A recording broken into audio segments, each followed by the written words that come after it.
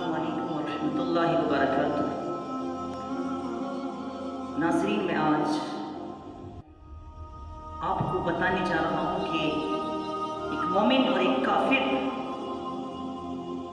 کی موت میں فرق کیا ہے۔ I am going to tell you about what are different between the death of true believer and disbeliever۔ کیا دونوں کی موت ایک سی ہوتی ہے؟ کیا دونوں کی روح جب قبض کی جاتی ہے تو اس میں کوئی فرق نہیں ہے؟ نہیں، فرق ہے۔ وہ فرق کیا ہے؟ اللہ کے نبی نے ارشاد فرمایا، المیت تحضرہ الملائکہ فاذا کان الرجل صالحا۔ میرے آقا ارشاد فرماتے ہیں کہ جب اس کی جاگنے کا وقت آتا ہے تو اگر وہ بندہ صالح ہے، نیک ہے، فرشتے حاضر ہوتے ہیں اور فرشتے کہتے ہیں، اے مقدس روح، اے پاکیزہ روح، پاکیزہ جسم میں سے باہر آ جا، باہر نکل، اس لیے کہ تو پاکیزہ جسم میں رہی، پاکیزہ جسم میں رہی۔ اور فرشتے اسے خوشخبری دیتے ہیں، بشارت دیتے ہیں۔ وہ کہتے ہیں کہ تیرے لیے بشارت ہے اس بات کی کہ اللہ رب العالمین تجھے نعمتیں عطا فرمائے گا، جنت میں رزق عطا فرمائے گا، اور تیرا رب تجھ پر ناراض نہیں ہے بلکہ تجھ سے راضی ہے۔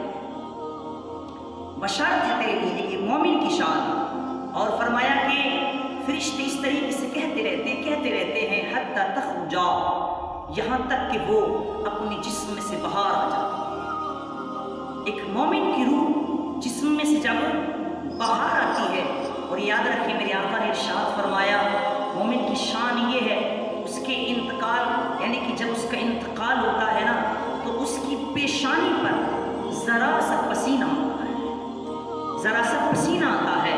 یہ ایک مومن کی شان اور اس کی پہچان ہے۔ اللہ کے نبی فرماتے ہیں، ثم یعرج بها الى السماء فیفتح لها، پھر اس مقدس روح کو فرشتے نورانی جنتی کفن میں لپیٹ کر اسے آسمان کی جانب لے کے جاتے ہیں، آسمان کی طرف لے کے جاتے ہیں۔ فیقال من ھذا، جب یہ آسمان پر پہنچتے ہیں تو فرشتے کہتے ہیں، من ھذا، who is this، یہ کون ہے جسے تم لے کر آئے ہو، یہ کون ہے جسے تم لے کر آئے ہو؟ فیقولون فلاں، تو فرشتے لے جانے والے جو اس مقدس روح کو لے جا رہے ہیں، وہ فرشتے دوسرے فرشتوں سے کہتے ہیں، یہ فلاں ہے، یہ فلاں نیک بندہ ہے، یہ وہ عاشق رسول ہے جس نے اپنی ساری زندگی آقا علیہ السلام پر قربان کر دی، ساری زندگی آقا علیہ السلام کے نقش قدم پر یہ چلا، سرکار کی احادیث ان کے فرامین پر عمل کرتا رہا، یہ اس کی مقدس روح ہے۔ یہ آسمانی فرشتے کہتے ہیں، مرحبا بالنفس الطیبہ، کہتے ہیں کہ مرحبا ہے، خوش آمدید ہے، ویلکم، اس مقدس روح کا ویلکم کرتے ہیں۔ اور کہتے ہیں، کانت فی الجسد الطیب، یہ پاکیزہ جسم میں تھی، یہ پاکیزہ اور مقدس روح پاکیزہ جسم میں تھی، اور اس کے لیے بشارت ہے اس بات کی کہ اللہ رب العالمین اس کا رب اس سے ناراض نہیں بلکہ اس سے راضی ہے، اس سے راضی ہے، یہاں تک کہ اس کی روح کو اللہ رب العالمین کی بارگاہ میں پیش کر دیا جاتا ہے۔ یہ مقدس روح ہر ایک آسمان سے گزرتے ہوئی جا رہی ہے، اور ہر ایک آسمان کا فرشتہ اس کے لیے مرحبا کہہ رہا ہے، پوری کی پوری جماعت اس کے لیے ویلکم اور اس کا سواگت کر رہی ہے۔ کیوں؟ اس لیے کہ جو دنیا میں رہ کر محمد عربی کی غلامی اختیار کرتا ہے، اس کی شان ایسے ہی ہوتی ہے کہ صرف انسان ہی نہیں بلکہ فرشتے بھی اس کی تعظیم کرتے ہیں۔ میری سرکار فرماتے ہیں، فرشتے بھی کرتے ہیں تعظیم میری، فرشتے بھی کرتے ہیں تعظیم میری، فدا ہو کے ان پہ یہ عزت ملی ہے۔ ہاں واقعی جو محمد عربی کے قدموں سے لپٹ جاتا ہے، پھر اس کی شان یہ ہوتی ہے کہ فرشتوں میں بھی اس کے چرچے ہونے لگتے ہیں۔ یہ ایک مومن کی روح کا عالم، اور پھر اسی طریقے سے اسے واپس قبر میں لوٹا دیا جاتا ہے۔ نم صالحہ اس سے کہا جاتا ہے کہ سو جا.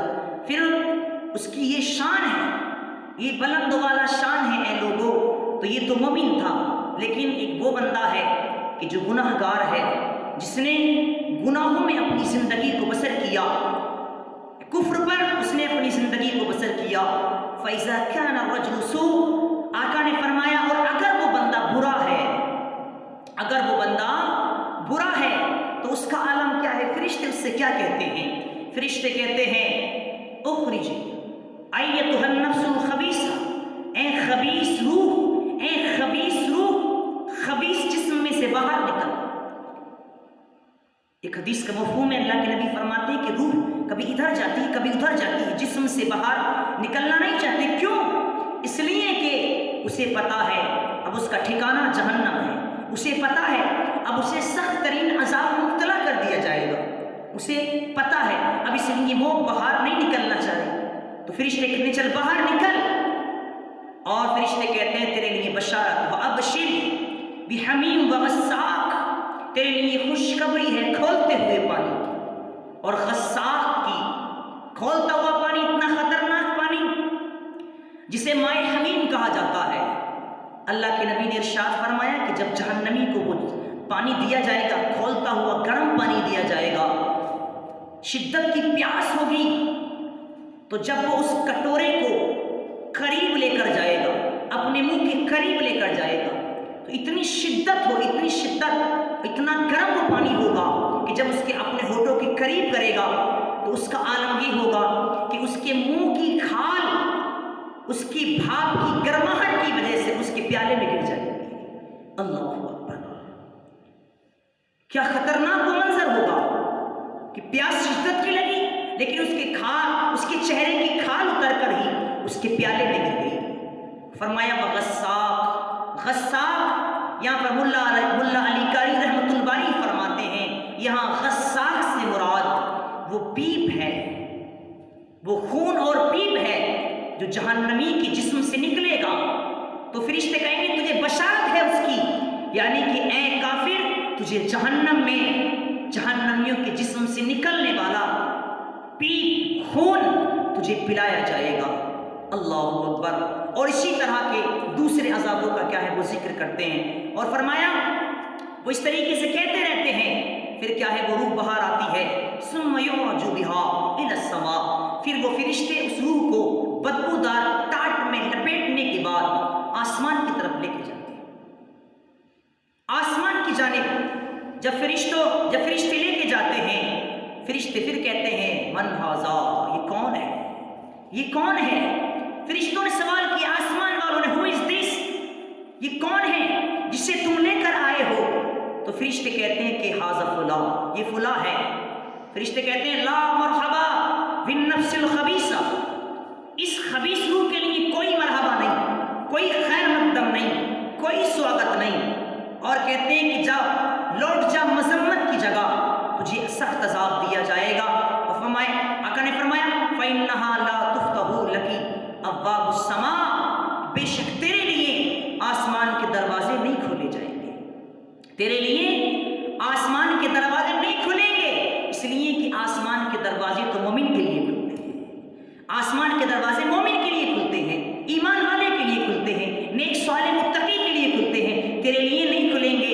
فرمایا فَتُرْسَلُ مِنَ السَّمَاءِ ثُمَّ تَسِيرُ إِلَى الْقَبْرِ، اور پھر اسے آسمان سے اس کی قبر کی جانب لوٹا دیا جاتا ہے، اس کی قبر کی جانب لوٹا دیا جاتا ہے. تو یہ فرق ہے جناب، غور کریں ذرا. اللہ رب العالمین نے ہمیں ایمان والا بنایا ہے، یہ اللہ کا فضل و احسان ہے، یہ اللہ کا لطف و کرم ہے، اس کا کرم ہے کہ اس نے ہمیں کیا ہے ایمان والا بنایا. یاد رکھیں اگر ہم اسی احسان کا شکر اگر ہم کرنا چاہیں تو ساری زندگی نہیں کر سکتے.